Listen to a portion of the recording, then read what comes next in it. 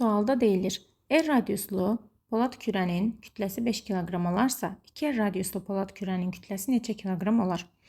Düsturumuz məlumdur ki, M bərabər rho V-dir. Burada rho sıxlıqdır. Polad kürə dediyinə görə sıxlığı sabit olacaq. Çünki material eynidir də dəyişməyiblər. Hər ikisi polad kürədir. Biz burada həcmə baxmalıyıq ki, kütlə həcmdən düz mütənasib asılıdır. Söhbət kürədən gedirsə, kürənin həcm düsturu 3/4 pi r kubudur.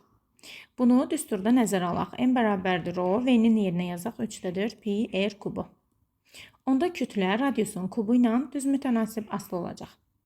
Belə çıxır ki, əgər radius r olanda kütlə 5 kiloqramdırsa, radius 2r olanda artıq bu 2-nin kubu, yəni 8 dəfə çox olacaq.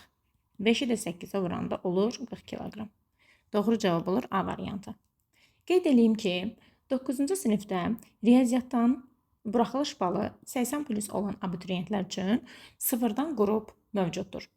Onlayn şəkildə təşkil olunur hazırlıq və həftədə 2 dəfə.